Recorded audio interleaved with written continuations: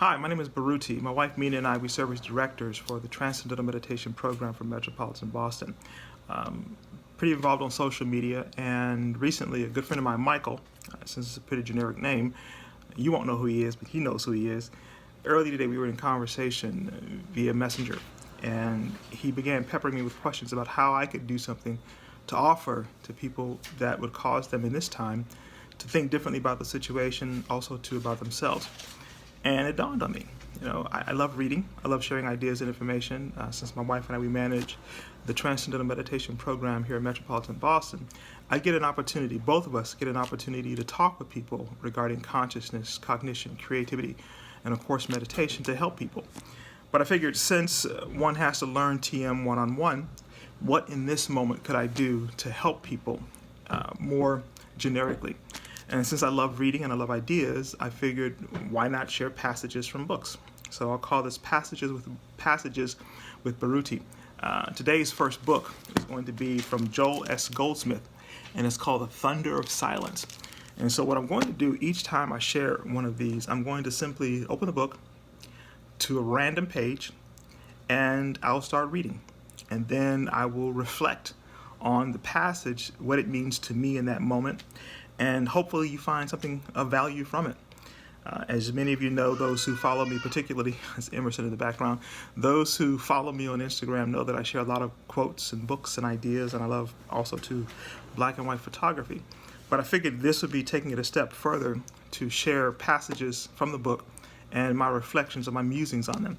So we're calling this Passages with Baruti. Okay, Joel Goldsmith, random page, let's see. Nobody has ever discovered where darkness goes when the light is let in. But when the sun comes up, there is light. And in the presence of the sun, there is no darkness. In the presence of God, there is no sin, no false appetite, no disease, lack, or unemployment, no insecurity or danger, because all such things evaporate in his presence.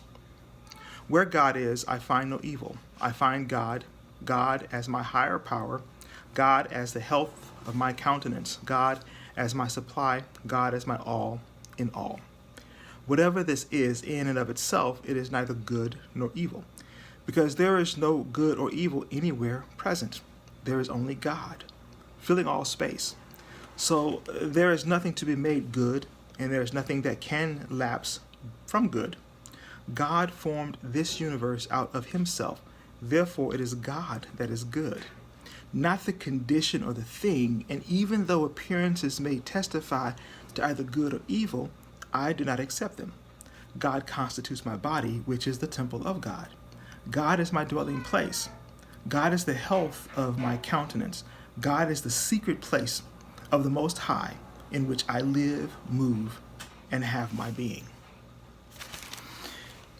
When I read this passage, I think about something I learned some years ago regarding consciousness. That everything is consciousness. We often refer to this in contemporary parlance as God. We often say that God is the creator of everything, and I would simply expand that to say consciousness. There isn't a thing that isn't a function of an idea. There isn't a thing that we as humans that ever devised that didn't begin as an idea within someone's mind. We've taken that idea, we've taken this thing to take it from this ideation stage to being a reality, to bringing it to fruition, be it a business, be it a book, be it even our presentation of self, creation of families, of structures, of businesses.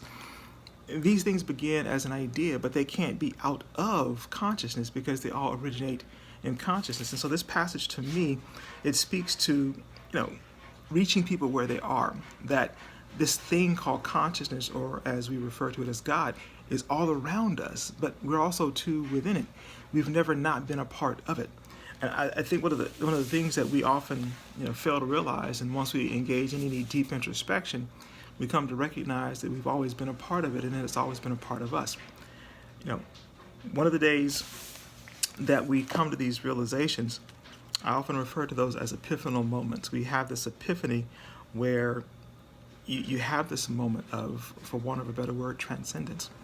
You find sparkle, as Thoreau talks about, on the river. You observe a tree, and in that moment you realize that you can fell every tree in an area, yet you never impact the law that governs the growth of trees, the fruiting, the flowering of trees. That's a function of consciousness itself. And so, I hope this brief, passage has some meaning for someone. And if it does, share something in the comments below. I'm happy to respond to them. But each time, I come up with an idea to share something, we have thousands of books in our home. So what I'll do is I'll just grab a book. I will I'll record it. And at random, what I'll do is to just open a page, or open the book to a page, and I'll simply read a passage from the book. The idea here is to simply share information and ideas to cause us to, in this time, to think differently, to begin to embrace hope as opposed to embracing despair.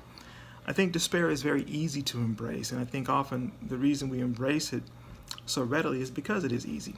Hope, I think, takes a bit more work. It requires us to engage in some introspection. I think it causes us to, when we move in that direction, to experience, as Goldsmith refers here to, as the thunder of silence. Each of us has the capacity to have calmness, to experience calmness and clarity. We each have it. We've never not been without it. And so even in the midst of what's happening right now, I encourage each of us to take some moments to experience silence, whatever that may be, whether it be you practice transcendental meditation, whether it be some other sort of meditative practice or technique or contemplative technique whereby you're contemplating an idea. I encourage you to practice it now, to center yourself, to allow yourself to become calm. You have the capacity within you to have these experiences.